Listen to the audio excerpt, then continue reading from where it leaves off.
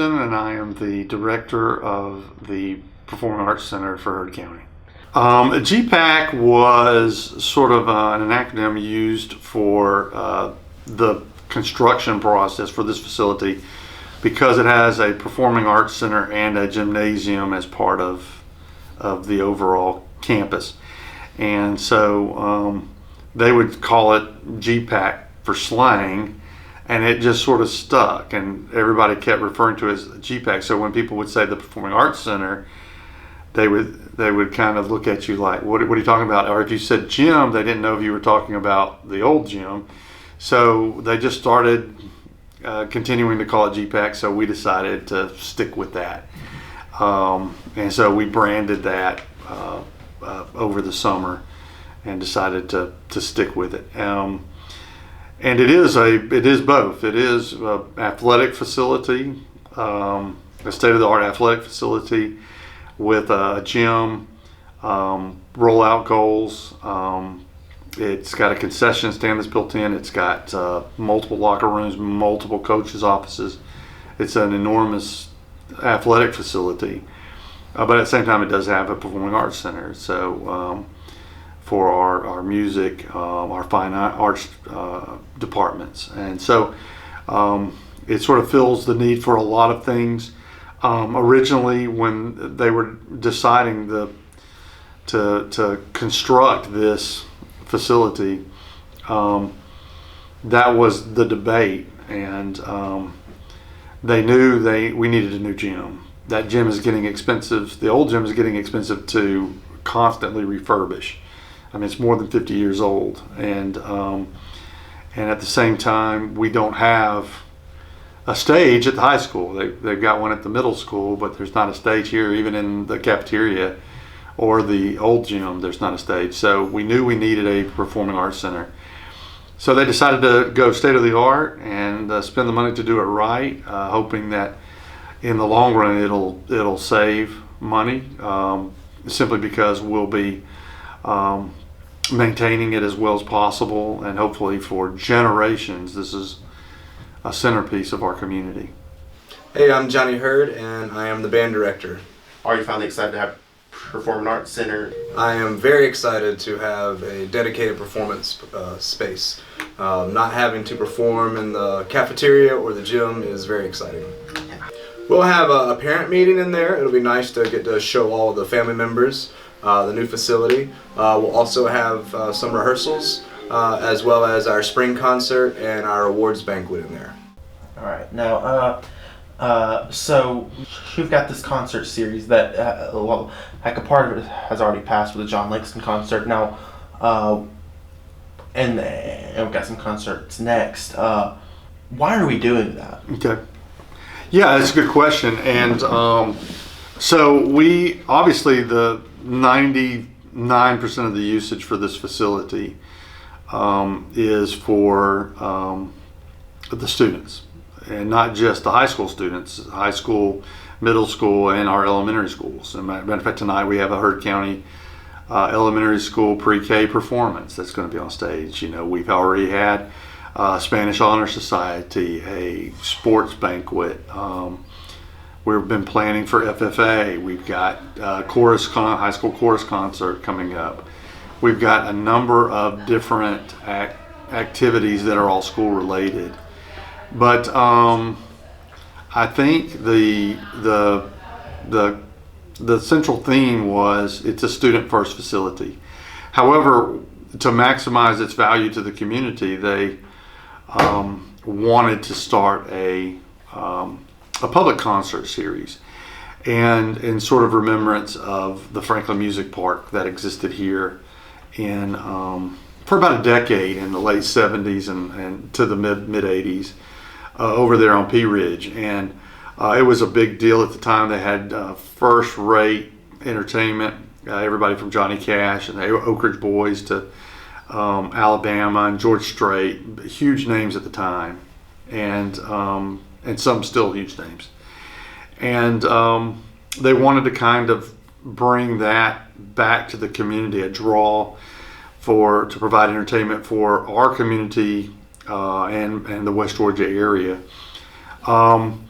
they wanted to do it without taxpayer money.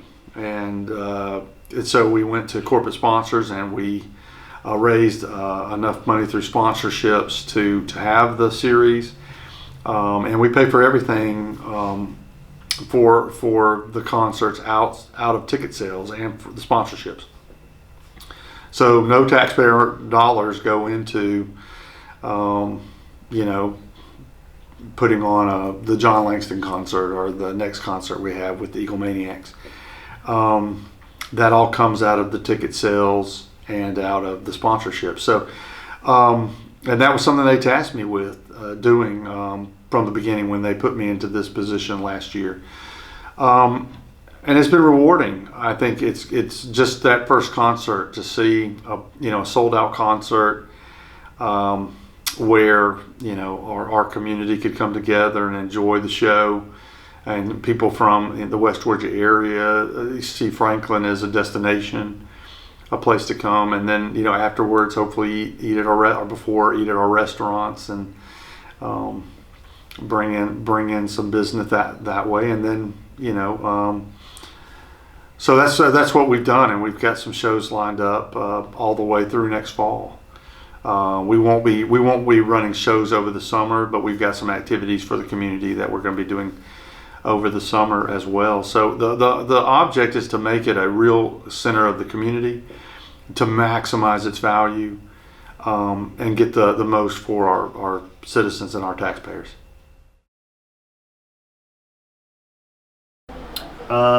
Coach Bianco, I'm our athletic director and baseball coach. Yeah, I think it's going to be an awesome facility for all our students. The performing arts side is going to be great for chorus and anything we do over there, and then plus all the concerts that's going to be for the community. We just saw this past Saturday was a great concert. And then on the other side, once the gym gets completed, we'll be able to do basketball, volleyball, wrestling. I mean, it really looks like a college atmosphere in there with the matrix board, how many people we can seat there, and it'll be a first-class experience for athletes, spectators. So, I'm excited about it, and I know all our student athletes can't wait to get in there. All right, thank you. My name is Coach McMahon, Mr. McMahon. I teach science, and I'm also a wrestling coach. Oh yeah, when we first saw the gym, the head coach and I, we walked in kind of together, and we were looking at the gym. We were thinking, wow, this is going to be great. It's a beautiful facility. The floor is set up so that we could run a big tournament from that space, and it's going to be a great asset to the program, to all the athletic programs really, but to wrestling, it was just unbelievable to see the great space that's available there. So, any other questions? No. All right. That's all. Thanks. Thanks, community, for the GPAC. It's awesome. My name is Coach Shaq. I am the JV head coach and the varsity assistant. Yes, I'm super excited. I'm excited to have everybody come in that big gym and pack it out, and it's very exciting for the girls. I'm excited to call it our new home. I'm Coach Akins. I'm the head girls basketball coach here at Heard County. Yes, we are super excited about the GPAC. So fortunate that our board members and our community supported this project. We've been able to practice over there some, and just to see it and be in it, we just feel so blessed and fortunate. And it's going to be an awesome atmosphere. It's just the state of the art, and the kids are super excited. We're excited. We're just very blessed. I'm Coach Napier. I am the JV boys head basketball coach, and then I am Coach Zarek Green's varsity assistant. I'm very excited about being the new gym. The GPAC's awesome. I feel like it's the best gymnasium in West Georgia. Very excited to be able to get in there and allow people to come in and see the new facilities, and hopefully, roll out some wins as soon as we get in there. Hey, I'm Coach Campbell. I'm the head volleyball coach here at Heard County High School. Yeah, really excited about the GPAC and the new opportunities that it offers us as a volleyball program. The ability to have both our JV and varsity play at the same time. The ability to host two teams for tri-matches. Be able to get more people in there. Be able to have two games going on at the same time. Really excited about that. And then of course having the two courts for practice. It's going to open up some more opportunities for players. Going to be able to have more students in the volleyball program. So really excited about that, and then looking forward to maybe hosting some tournaments as well. So there's going to be some great things over in the GPAC here this next season. Good morning, I am Coach Green. Yes, sir. Like I said, it's beautiful facilities. It's exciting to have an actual two full courts, and with that space, man, we'll be able to actually get up and down the court on both sides as far as JV and varsity. Really just putting it out there as far as who wouldn't want to play in a great facility like that.